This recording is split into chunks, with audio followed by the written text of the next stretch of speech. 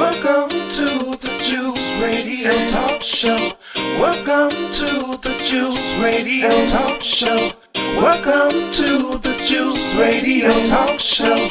Welcome to the Juice Radio Talk Show. Reality TV's church reviews. Let's talk happy love and marriage lifestyle. Come and talk with us. Come and share with us. Come and laugh with us. Come on and pray with us. Regina Clovis, special guest. You should be following your lead. Bless. Subscribe on YouTube. Listen on podcasts. We live on IG and Facebook. This episode is sponsored by Truth and Triumph Ministries. And happy Monday, everyone. This is Executive Pastor Tawana Grant, and I am so excited to have you with us today on the Juice Radio and Talk Show, on YouTube, on Instagram, wherever you can find us, on Facebook. Please make sure that you go to our YouTube site and subscribe. Make sure that if you're on Facebook and other platforms and medias that you like and share. We want to welcome everyone to Money Monday. We want to make sure that we are increasing the knowledge base of those of you who are business owners, entrepreneurs, or ministry leaders, so that even as we continue to dive deep into the information that we want to share today, we want you to share with others. So glad to have you again. Today, we're going to continue and discuss the latest developments impacting business owners and ministry leaders. And again, our goal is to inform you and to ignite a passion for proactive leadership in these challenging times. I just want to remind you that we want to be proactive, not reactive. And so that's why we want to make sure that you're hearing the latest information so that you can make informed decisions, so that you can lead from a posture of information, being an informed decision maker, and so that you can also lead your teams. So we want to encourage you to continue to like and share, subscribe to the platform so that you can continue to receive this information to help you grow in all the areas that are needed and necessary. How many know information is needed and necessary?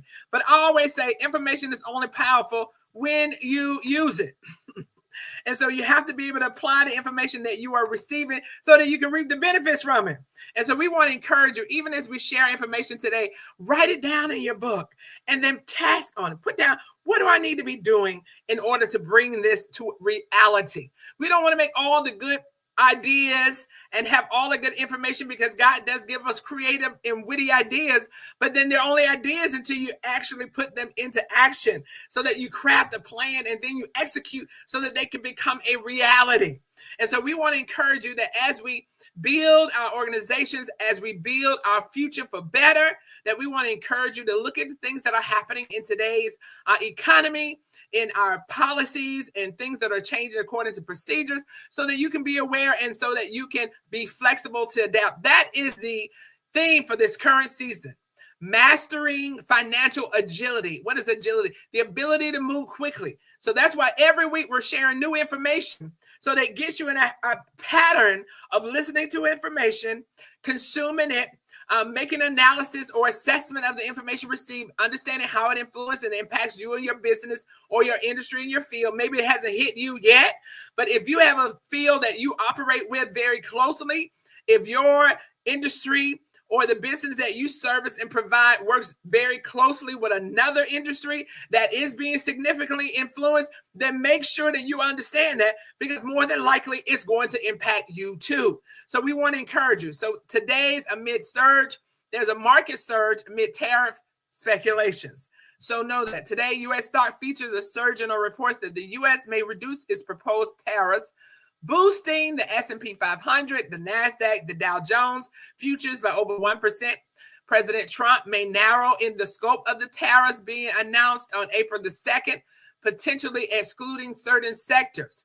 So again, there's been a lot of tension around the most recent announcements about the pending tariffs that are being put into place. But due to further conversations, it looks as though some of them will be excluded from certain sectors. And so there's an opportunity now that there's a surge that may reduce some of the proposed tariffs, that then releases some of the tension that you might have seen in some of your financial ventures, some of the spaces that you invest in. You might have seen, or where they're drawing down on things. Maybe you have businesses who you might be working with that are not making new businesses or moving out strategically quickly on some things because they're waiting to hear what is going to be said in this coming month. So in the international news, there's global tension and their implications. So the international is Israeli strikes across Gaza. These have resulted in some loss of death, right? And so we understand that there's a proposed ceasefire. And so even as we look at some of the things that are happening globally, they also impact us internationally here. You may see the release of more of our troops or decisions around how we socially service these areas who are still considering and having this influx of impact from an economic indicator and business segment. So that means if you're operating, I have several people that operate in the governmental sector. So they have contracts, things that they have to do for them. So that may be a surge in your features or your capabilities that they may want to leverage. And so you can look into that to see if there's going to be opportunity for you to expand your services as they address some of the things that are continually happening. So again, these are the things that you want to look at depending on your sector, where you are in your industry, in your field. How do they influence you and what kind of decisions should you be making today? Because again, we're talking about mastering financial agility. We want to move swiftly. We want to move quickly. We want to take advantage of some of the information that's been provided for us.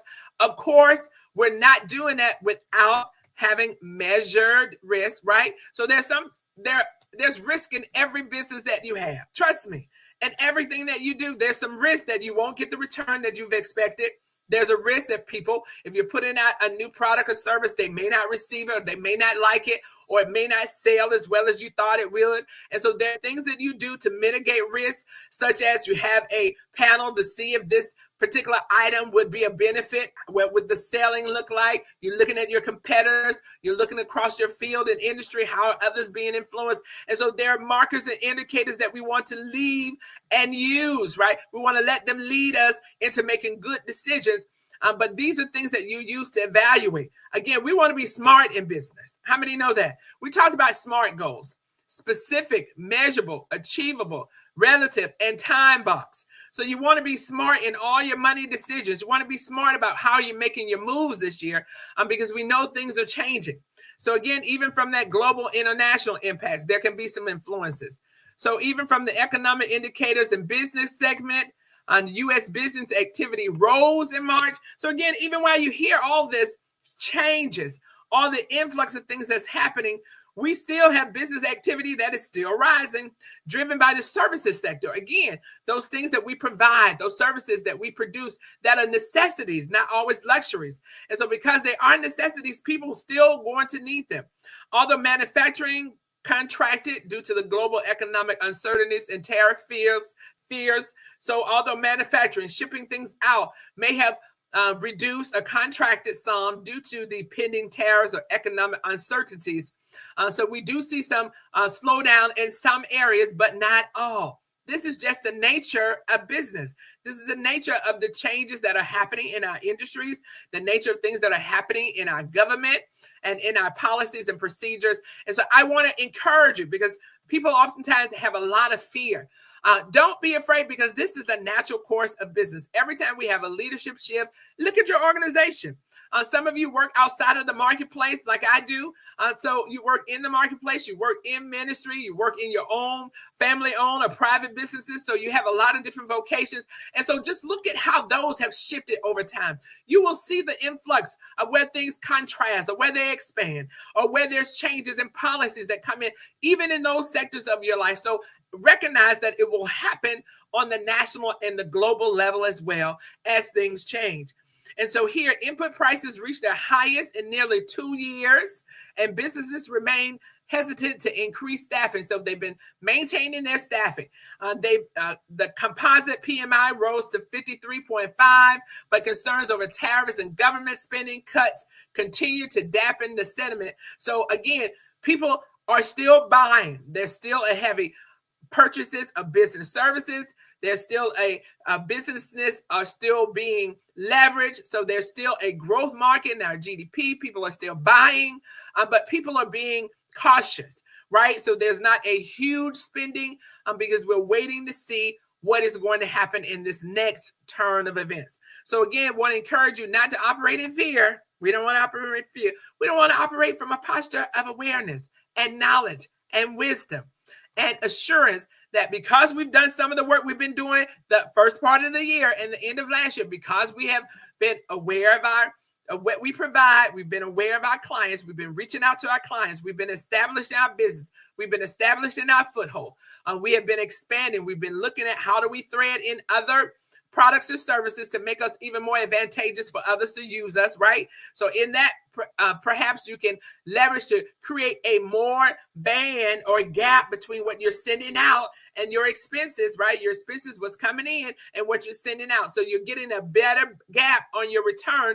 So then, therefore, you have better market share, more return in your business. So given these developments, I just want to share that, given these things that we've just talked about, what should I be doing? So this is imperative. It's good to get the information, but it's also important that we evaluate what should we do with it? What should we do with it now that we have it? So given these developments, if you're a business owner, stay informed. That's what we want to hone in on.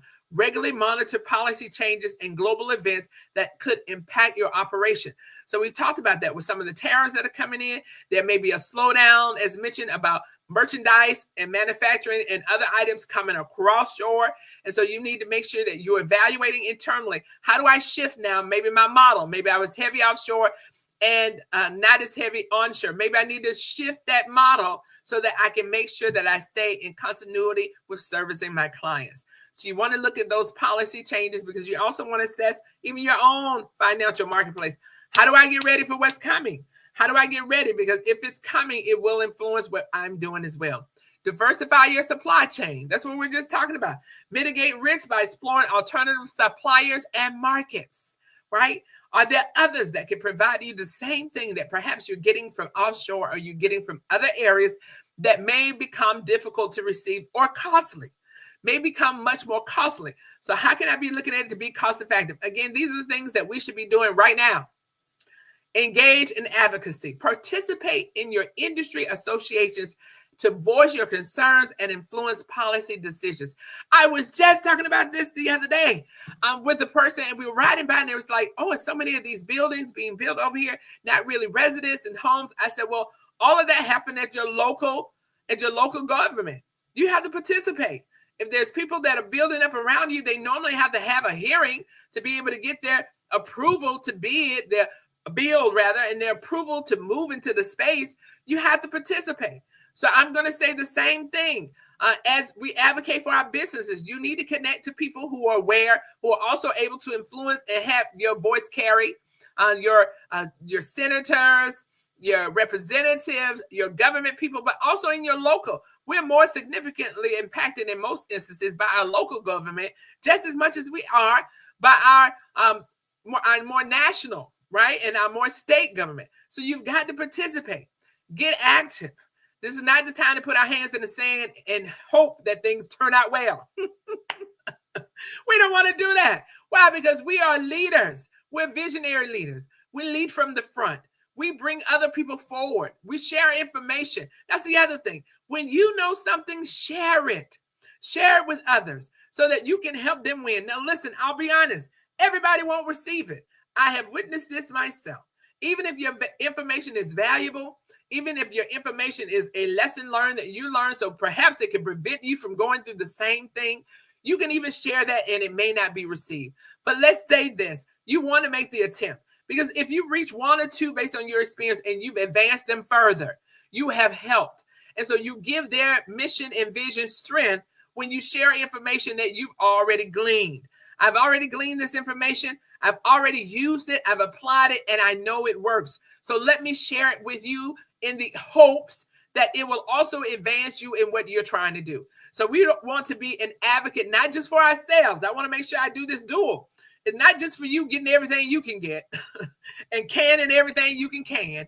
You also need to be out there helping somebody else, helping them advance, helping them understand, helping give them clarity, helping them move forward in wisdom and knowledge.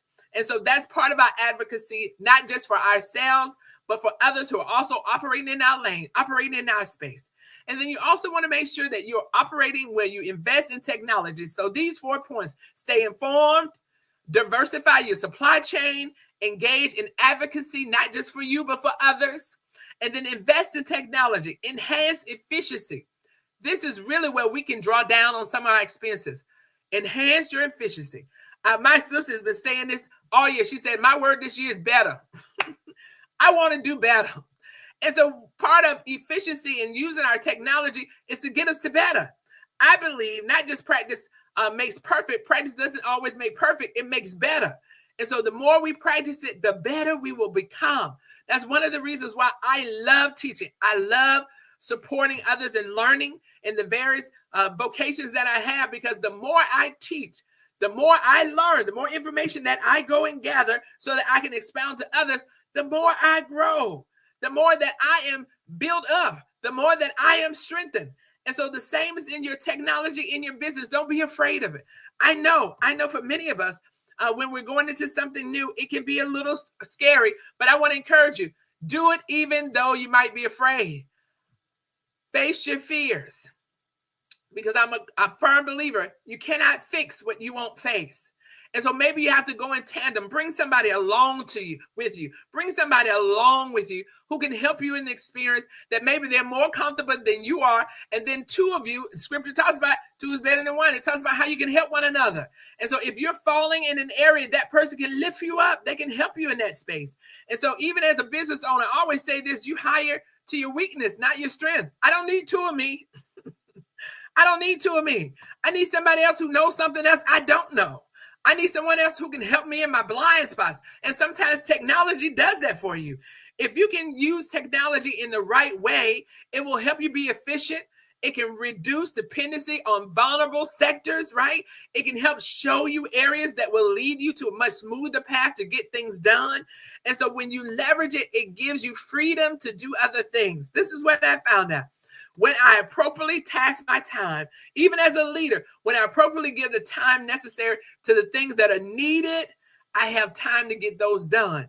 And then I can then appropriate some time to the other things as necessary. But I really try to delegate, because really in delegation, what you're doing is you're bringing up other leaders.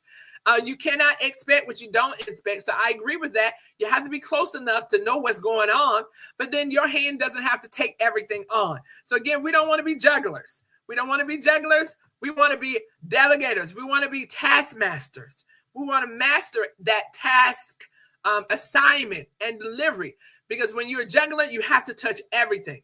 And we don't have the capacity nor the time to be able to touch everything. And technology will help us. So if you are a business owner, those 4 key things will help you based on what we've already shared this morning. Stay informed, diversify your supply chain, engage in advocacy and advocacy for others, and then invest in technology. Now, if you are a ministry leader, if you're operating in ministry, if that's your vocation, then we want to encourage you to support your community. What can you do?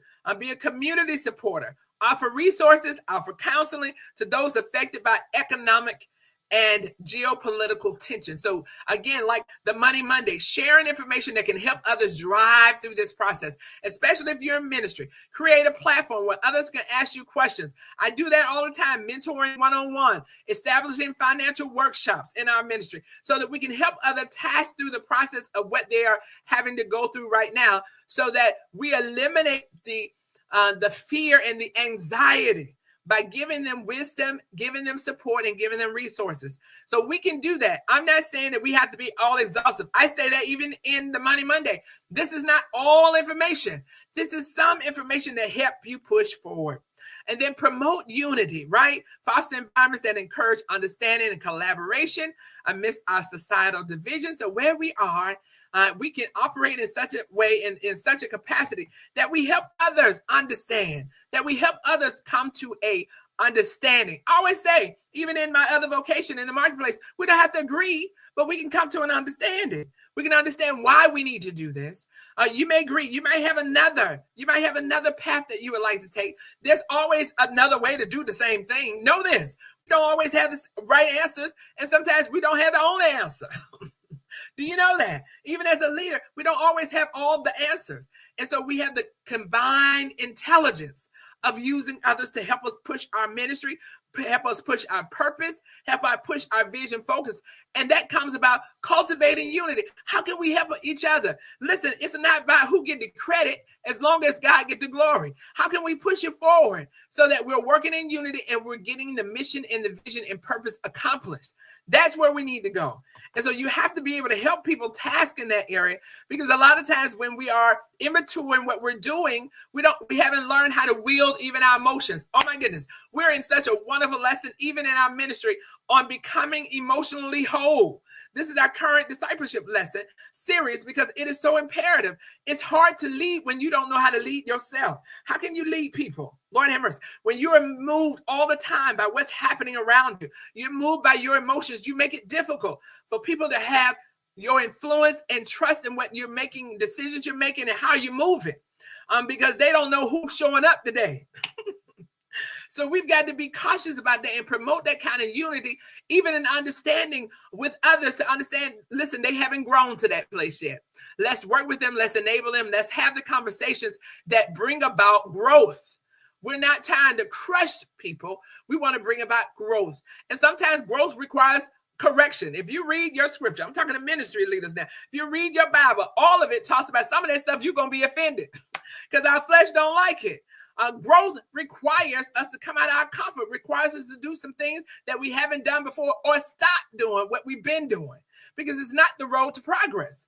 It's not the road to sanctification. It's not the road to righteousness. So we have to stop it. And so those things come into conflict. And so how do we promote unity while we're also correcting us toward a better way? And so we have to recognize how to make sure that that's happening in our businesses, in our organizations, and in our ministry, because it will help us move forward. If we always stay how we've been, we can never get where we're trying to go. We can't get there staying the same way. And so the next thing is financial stewardship. So ensure that there's prudent management of resources to continue serving our communities, to remain effective. In times like this, where people are uncertain and there's concerns and things are being reduced and we don't know what might happen, we have to be very prudent. We have to be frugal. We have to be judicious with our fiduciary responsibility that's given to us by God in ministry. We have to be able to be good stewards over what he's given us, not just the people, but also the financial aspects of it, because at the end, we're going to be held accountable for it all.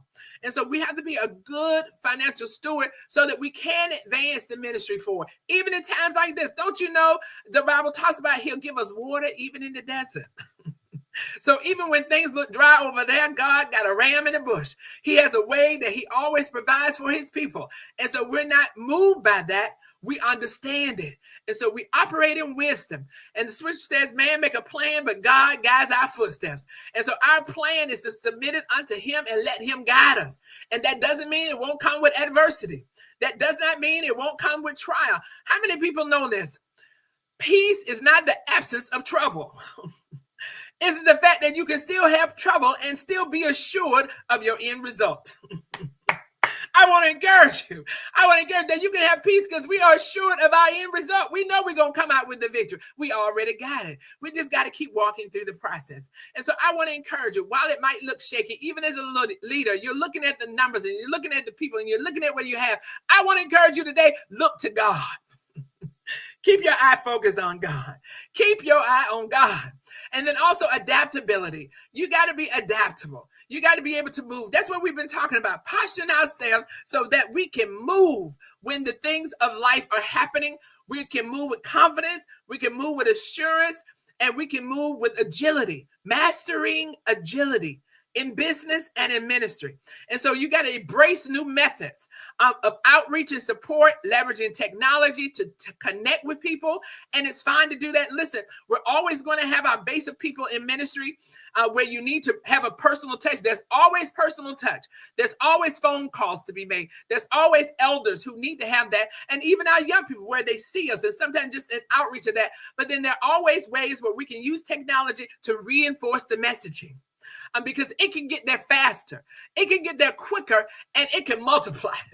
It's only one of me. I was just talking with somebody, one of our leaders, just the other day, and I was like, oh my God, I've got to get back on some of my phone calls. But even in the midst of not being able to make phone calls, I can use technology to reach the masses. And then I follow up, right? And so you hone in a message. So we want to just encourage you in conclusion. I know we're coming to the end of our lunchtime learning on Monday, but we want to encourage you today that there is a current landscape that is happening that can be both challenging, but opportunities. There's opportunities that are also there to do something new. Don't look at it, again, as a dramatic shift where things are happening to you. No, look at it that when you move into something new, I'm becoming something better. I'm going from waiting, actively waiting, meaning working in things, tasking, praying, sowing, moving forward, pushing. I'm going to winning. I'm going to take all the things that I've gleaned and everything that God has taken me through and that I want to hear and I learned from, and I'm taking it into my winning season. And so we want to encourage you that by staying informed, adapting your strategies, and leading with conviction, as a business owner, as a ministry leader, you can navigate these turbulent times with effectiveness. With effectiveness. I want to encourage you. You can be effective in what you're doing. Meaning you can make advancement. You can make and move forward. It can be effective, yielding results. That's what we want to do. We don't want to just do it to do it. We want to do it so that it yields good results. So as we go into this week, let's approach this week ahead with determination. Let's commit to making a positive impact. So thank you so much for tuning in to this episode of Money Monday Podcast. Join us next week as we continue to explore the intersections of faith and business and leadership in our ever-evolving world. I'm Executive Pastor Tawana Grant. I'm so excited to be with you today. Want to ask you to continue to join us every Monday at 12 noon on Money Monday here on the Juice Radio and Talk Show. And we encourage you on the Juice Radio and Talk Show. We encourage you to come listen and learn. Thank you for joining us for lunchtime learning. Peace and blessings.